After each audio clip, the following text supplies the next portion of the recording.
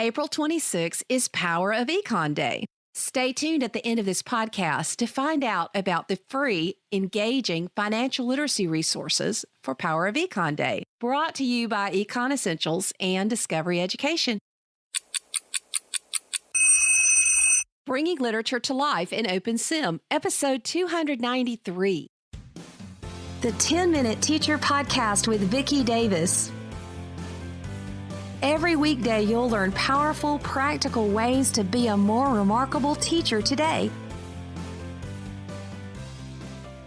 Today, we're talking with Mary Howard, 6th grade teacher in New York State, and she was a finalist for New York State Teacher of the Year for this year of 2018. Mary, you are bringing literature to life in Open Sim. Now, you and I were actually talking before the show. I used to do some work in Open Sim, and people really pushed me towards Unity, and I found it to be really hard. What is Open Sim? And sounds like there are people still using it, huh?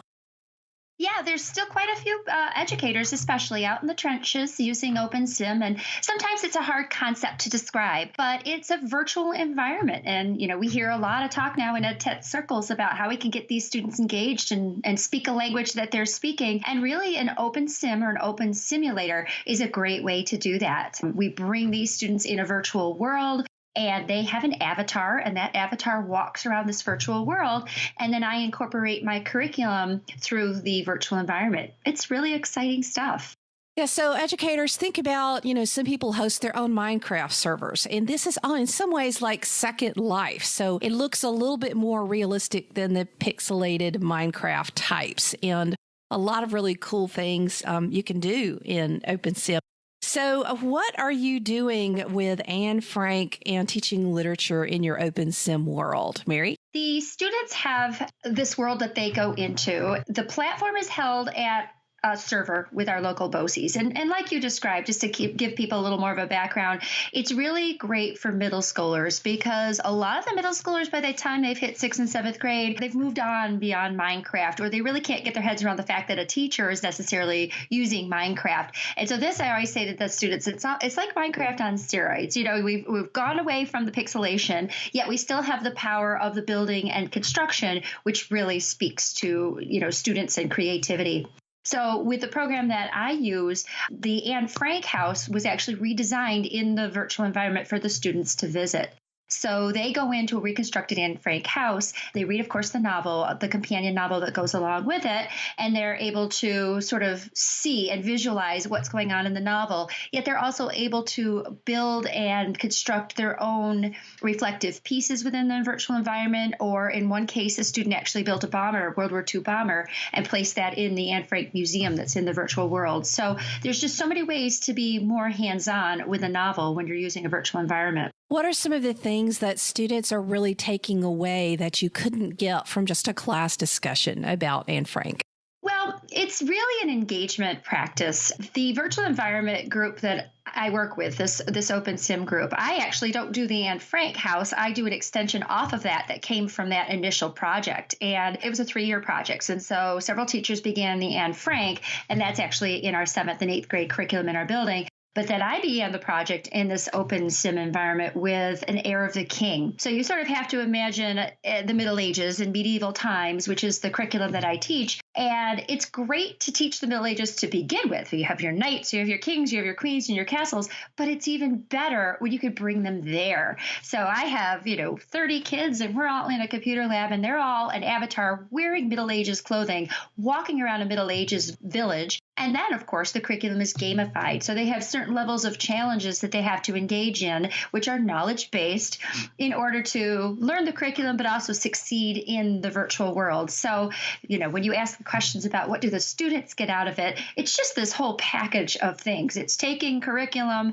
making it engaging and exciting, and putting it in a level where the students are genuinely coming from nowadays. So you've been using this for a while. Are there any mistakes you've made in the past? Oh, goodness, yes. That conversation could even be longer than the successes. And I think that just comes with technology. I often people ask me, how do you do all this tech stuff? And the first word I say typically is be fearless. You have to just be willing to let it go and willing to understand that mistakes and accidents will happen. Our first experience, I mean, the very first time, I was so excited to get these students in the open simulator, and we sat there on laptops in a classroom, and I tried to get it was like 25 students, all of them online at the exact same time. And we overloaded our system. No one could get on. Everybody was raising their hands and kind of whining and going, it's not working. It won't let me in. This is, and it was just one of those high stress moments like, oh no, this is an absolute disaster. And those are going to happen. And, as as a tech person, you really have to be fearless, and you have to just understand it's going to happen, but you can't break the children. Yeah. They're going to be fine. And it's a learning process. I mean, I remember one thing I had learned is to try to get the kids in ahead of time to create their avatars, just because that tends to put some strain on things. And, it just takes time to learn this stuff. So what have you done right, Mary? What's one of the big things that you're like, yes, this has made a huge difference? Oh, I love that question.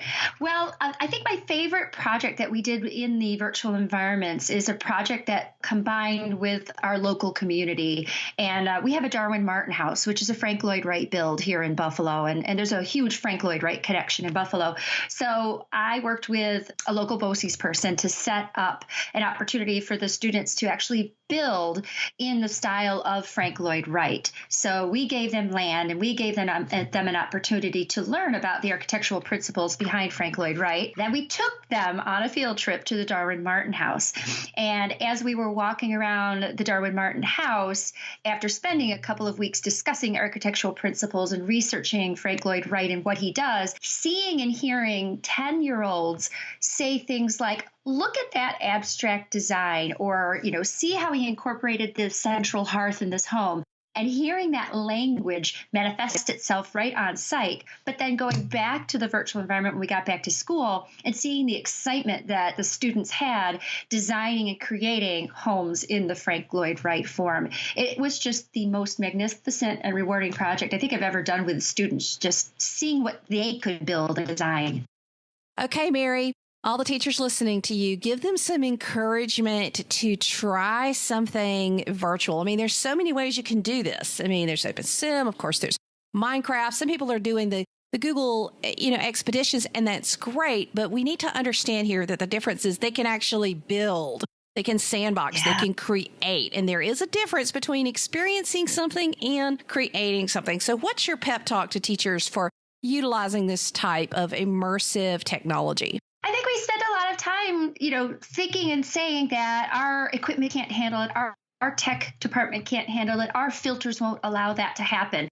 And I often say, be that rogue teacher, be the lady in the corner of the building that has all the cats. Because if you are that person, and if you take the lead, your tech department will find a way to make these things happen. And once it happens, the explosion in creativity is so worth it. We spend a lot of time gnashing our teeth over using technology as, I have to insert that into my curriculum. I have to add that onto my curriculum. And it's really a paradigm shift. You have to realize that, no, it is the curriculum. It is going to generate all of that critical thinking and all of that inferring and all of those, tolerating ambiguity and all those buzzwords that we have that we want our students to do. If this one element happens, if you get out there and explore and make it happen, all of that other stuff that you've been worried about with your students, it falls into place. That is great advice for us remarkable teachers. Now get out there and make it happen. Yeah. On April 26th, celebrate Power of Econ on Twitter with Discovery Education, CME Group, and their Econ Essentials program. We'll have free resources available for downloading. To join the celebration, tune into the Twitter chat with me, fellow teachers, and the CME Group's chief economist on April 26th at noon Eastern Time using hashtag Power of Econ. Visit coolcatteacher.com/econ for more information. And remember, tweet out your pics on April 26th about how you teach your students financial literacy using hashtag Power of Econ. Thank you for listening to the 10-Minute Teacher Podcast. You can download the show notes and see the archive at coolcatteacher.com/podcast. Never stop learning.